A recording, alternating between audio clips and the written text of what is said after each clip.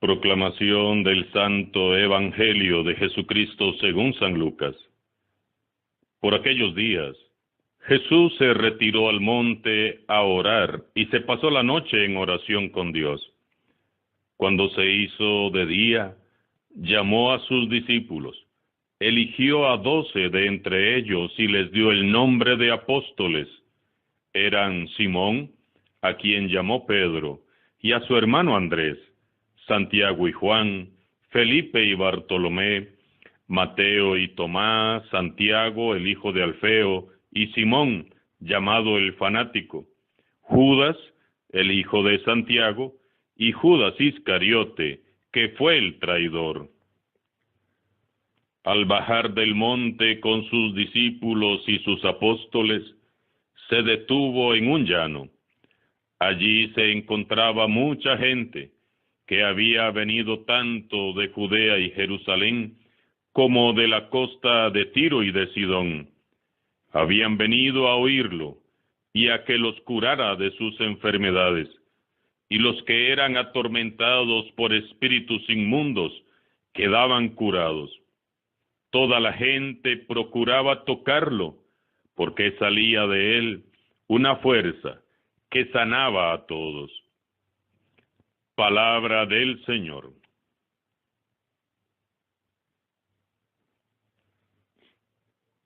El pasaje de hoy encierra muchas enseñanzas que sin duda necesitamos aprender y poner en práctica en nuestra vida cristiana. Hoy vamos a dedicarnos a observar qué es lo que hace Jesús, para que aprendiendo de él seamos dignos discípulos suyos. Comienza el pasaje diciendo: por aquellos días Jesús se retiró al monte para orar y se pasó la noche en oración con Dios. Antes de tomar decisiones importantes, Jesús dedica mucho tiempo a la oración. Antes de elegir a los 12, que en adelante serán sus apóstoles, Jesús, ¿qué hace? Ora. Veamos que aquella no fue una oración espontánea de 5 minutos. No fue tampoco una oración aprendida de memoria. Fue toda una vigilia de oración a los pies del Altísimo. Jesús nos enseña a orar en verdad. Para él es importante clarificar, meditar, reflexionar y confirmar cuál es la voluntad de su Padre. Solo así se puede cumplir con la voluntad de Dios. La improvisación irresponsable en la que a menudo caemos provoca grandes equivocaciones y muchos daños. ¿Cuántas decisiones habremos tomado en la vida personal, familiar y eclesial sin consultar primero con Dios, sin tomarle en cuenta a Él, sin preguntarle, sin consultarle si aquello que planeamos hacer está de acuerdo a su voluntad?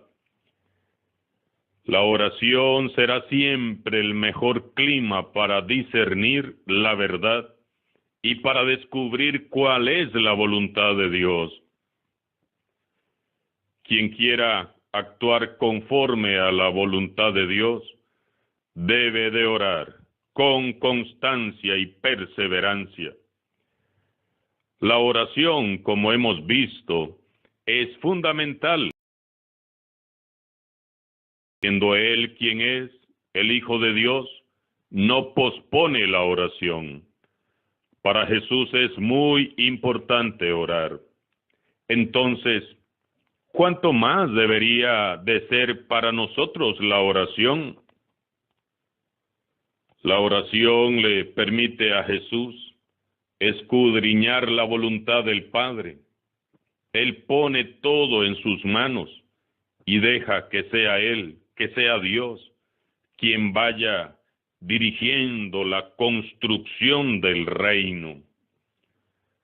Retirarse a la montaña es mucho más que caminar cuesta arriba unos cuantos kilómetros. Retirarse a la montaña supone para todos nosotros el salir de la zona de confort, de los caminos trillados, de las sendas fáciles. Retirarse a la montaña nos exige dejar a un lado la pereza que nos hace sentirnos satisfechos porque ya medio hicimos una oración de 2 o 3 minutos, con oraciones que a veces repetimos de memoria mientras estamos pensando en las otras cosas que tenemos que ir a hacer. Por eso, aprendamos del Maestro. Tenemos que comenzar por orar como Él oraba, sacar de nuestro tiempo para estar a los pies del Señor, orar con el corazón y la mente puestos en Dios y sujetos siempre a su voluntad. Y cada vez que sientas pereza de orar, pregúntate, si Jesús, el Hijo de Dios, necesitaba de la oración, ¿qué me hace pensar que puedo vivir sin orar? Hagamos hoy el serio compromiso de orar como Jesús nos enseña. Continúa el relato diciendo, cuando se hizo de día, llamó a sus discípulos, eligió a 12 de entre ellos y les dio el nombre de apóstoles. Eran Simón, a quien llamó Pedro, y su hermano Andrés, Santiago y Juan, Felipe y Bartolomé, Mateo y Tomás, Santiago el de Alfeo, y Simón el cananeo, Judas Tadeo y Judas Iscariote, que fue el traidor. Al hacerse de día, Jesús baja de la montaña radiante, alegre, con una sonrisa. Viene dispuesto para escoger a aquellos 12 hombres que en adelante serán sus apóstoles, sus enviados. Después de la oración, siempre amanece en el corazón. Siempre brilla el sol de Dios en nuestras vidas después de orar. Aparece la luz de Dios. La claridad domina la mente y el corazón. Se disipan los miedos y las dudas. Jesús, sin alardes, sin fanfarrias, con gran sencillez, eligió de entre todos los que le seguían un grupo de 12 discípulos para que colaboraran estrechamente con él en la aventura apasionante de la proclamación del Evangelio. Entre ellos están Simón el cananeo y Judas Tadeo, a quienes la Iglesia venera especialmente en este día. También hoy Jesús sigue llamando de entre sus seguidores a hombres y mujeres para que sean sus discípulos y apóstoles. Jesús nos llama a todos por nuestro nombre. Jesús quiere que estando con Él aprendamos a subir a la montaña de la oración y a transitar alegres por los duros caminos de la generosidad y la misericordia. Jesús quiere enseñarnos a renunciar al orgullo, al egoísmo, para que negándonos a nosotros mismos, aprendamos a amar como Él nos ha amado. Jesús nos llama porque quiere que colaboremos estrechamente con Él en la aventura apasionante de la proclamación del Evangelio. Jesús nos llama hoy a ser testigos del Evangelio, asumiéndole a Él hasta las últimas consecuencias, no a medias, no de vez en cuando, no solamente los fines de semana, no solo en las buenas, sino que Él espera de nosotros una entrega absoluta a la causa del reino de Dios. Nos llama, así como ese día llamó a Pedro, Santiago, Andrés o Juan. Nos llama para que, así como todos ellos, alcancemos también la santidad, y no para que seamos tristemente recordados como Judas Iscariote, a quien San Lucas llama el traidor. Tristemente son muchos los que, oyendo la voz de Jesús, llamándoles, se hacen los sordos y no le atienden.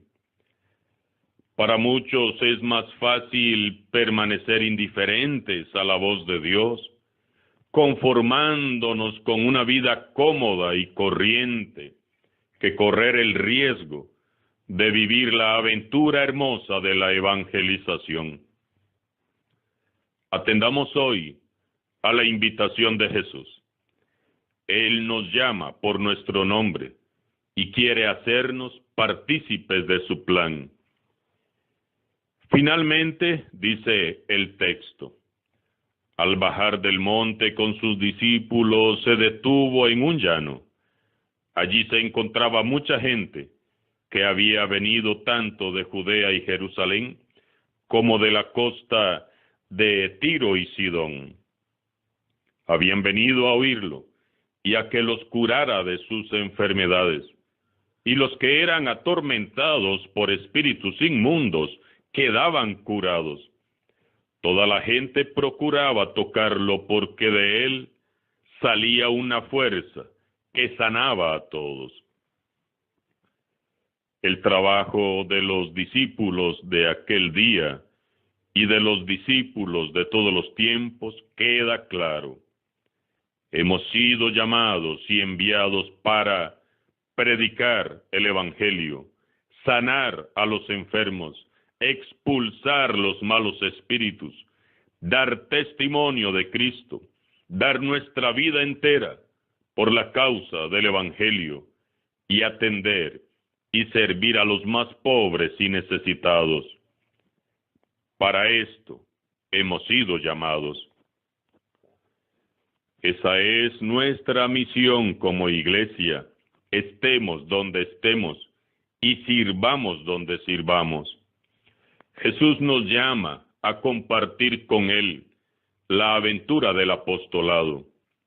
Este no es nuestro proyecto, ni es nuestra misión. Es el proyecto de Dios, es la misión de Jesús. No se trata de hacer lo que yo quiero, o como yo quiero, o como a mí me parece, sino lo que Él nos pidió.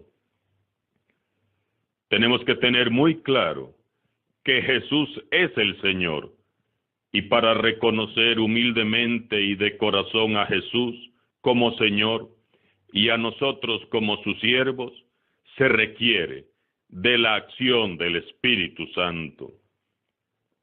Salía de Cristo una fuerza que los curaba a todos. Esta fuerza es, precisamente, la que nos falta a muchos seguidores de Jesús en la actualidad. Para ser verdaderos discípulos misioneros, no podemos prescindir del Espíritu Santo.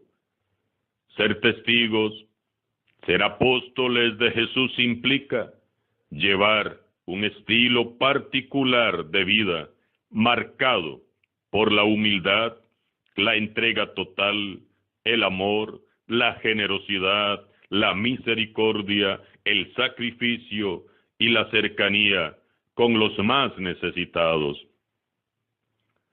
La fuerza de Cristo nos reviste.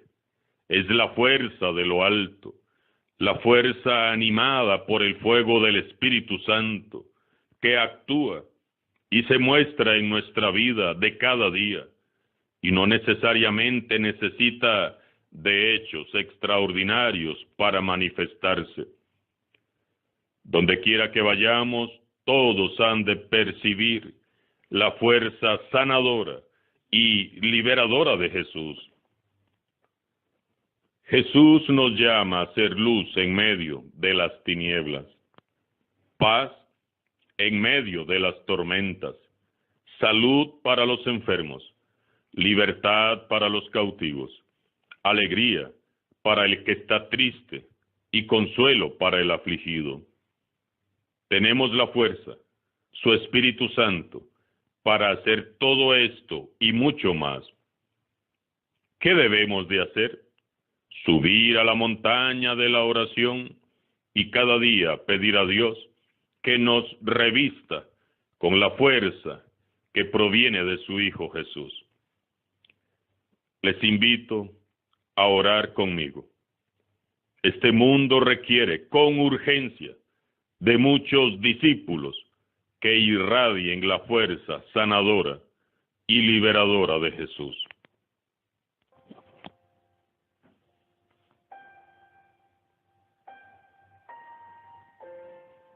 Oh Jesús, ayúdame a esparcir tu dulce fragancia donde quiera que vaya.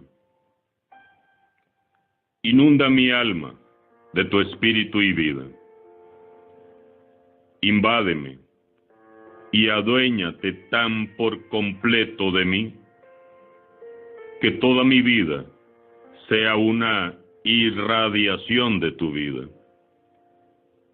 Ilumina por mi medio y de tal manera que cada alma con la que yo encuentre en contacto pueda sentir tu presencia y tu fuerza, Señor. Que al verme no me vean a mí, sino a ti. Que al escucharme no me escuchen a mí, sino a ti. Que al sentirme te sientan a ti. Toma posesión de todo mi ser, Espíritu Santo. Permanece en mí. Así resplandeceré con tu mismo resplandor y serviré de luz para mis hermanos. Mi luz vendrá solo de ti, Señor Jesús. Ni el más leve rayo será mío. Todo será para tu gloria, para tu honra, mi Señor. Serás tú el que iluminarás a otros por mi medio. Solo seré una lámpara encendida en tu fuego, caña hueca por donde fluye la gracia. Seré tu instrumento, vivo reflejo de tu amor. Sugiéreme la alabanza que más te agrada. Suscita tus ideas en mi mente y enciende tu amor en mi corazón, para que viva sirviendo a todos en tu nombre, a mi alrededor. Que no te pregone yo con palabras, sino con mi ejemplo y con mi testimonio. Que mi seguimiento y apostolado sea un camino de santidad, no solo para mí, sino para todos mis hermanos. Amén.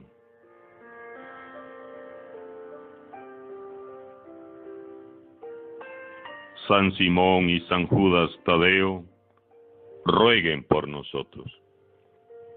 Alabado sea Jesucristo, sea por siempre bendito y alabado.